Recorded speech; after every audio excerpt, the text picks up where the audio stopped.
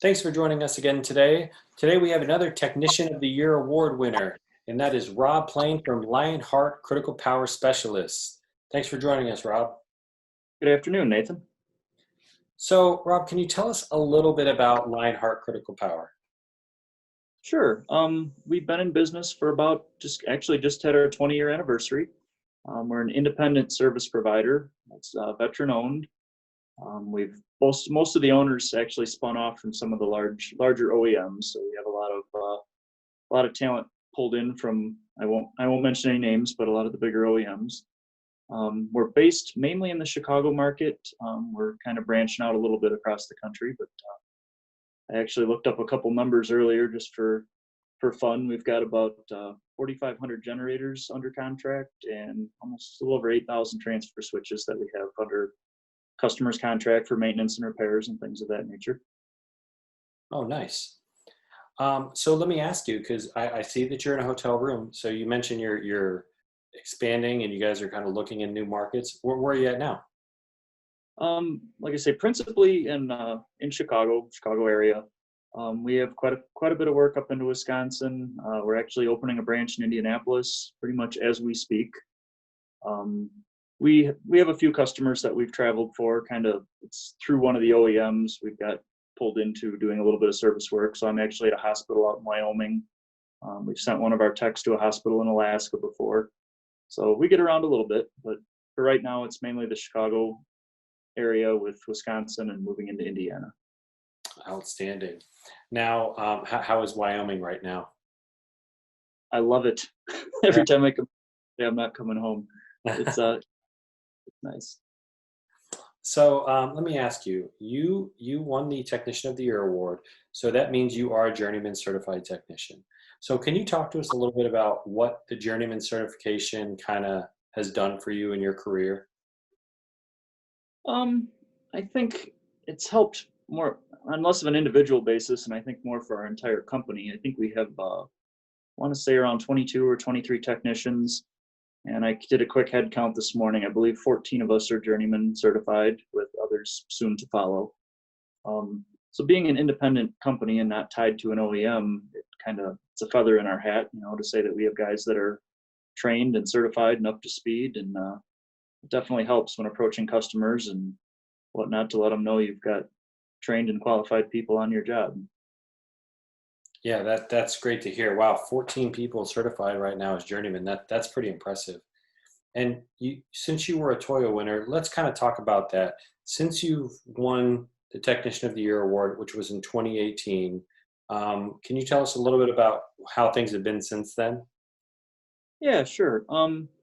It was kind of accelerated me on the path I was kind of on, but bumped things up a little bit. I'm definitely more into switchgear work, paralleling gear, parallel with utility systems, things like that.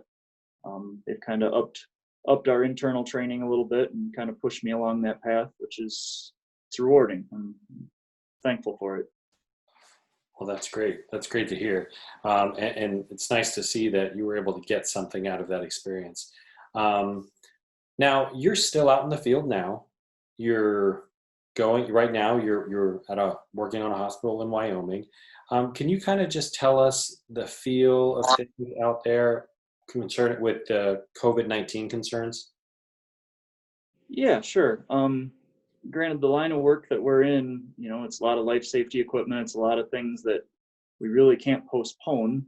So it's just necessary precautions and learning to, obviously we wear our masks and follow the CDC guidelines, but it's also learning to adapt to every different facility. They might have their own criteria as far as checking our temperature or what we have to do. And we just play along with the rules and do the best we can.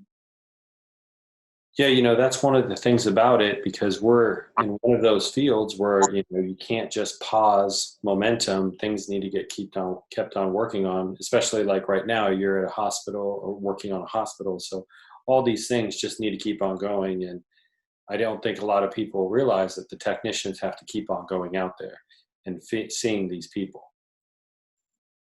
That's correct. And a lot of our customers are retirement homes and nursing homes, which, as we know, are the hotbeds of COVID. So we're certainly being as careful as we can and doing what we need to do.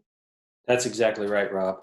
Now, let me ask you, do you have any advice for technicians or field service engineers who are going out there still every day and kind of spending their time out in the field, driving to locations? Do you have any advice for them? With respect to COVID or just in general? Just in general, COVID, general, journeyman. I would say the biggest thing that I've preached, thankfully we have our company in particular has a bunch of young and eager upcoming apprentices. And the biggest thing I try and push to them is take the time to learn to understand how things work. Inevitably, no matter whose shirt you wear and what company you're working for in this line of work, you're going to end up working on everything.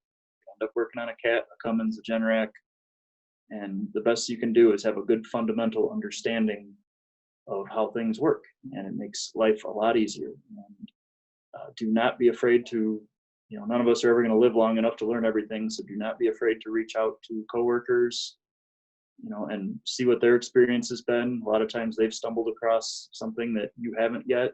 And you might learn a little something and save some time and make the company look good in the process. That's real good advice, just kind of leaning on your peers. And because there's people who have done things that, maybe you're a pretty experienced technician. You've probably done stuff that others haven't, and others have done stuff that you haven't. So it's good to just kind of lean on each other. Exactly. And we're very fortunate to have a good dynamic at Lionheart where everybody gets along. It's a family feel. We all have no problem calling each other at 2 a.m.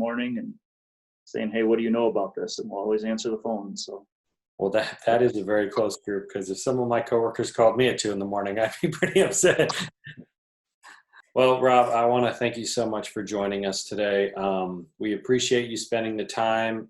Keep up the good work out there, and we hope to hear from you again. Thank you, Rob.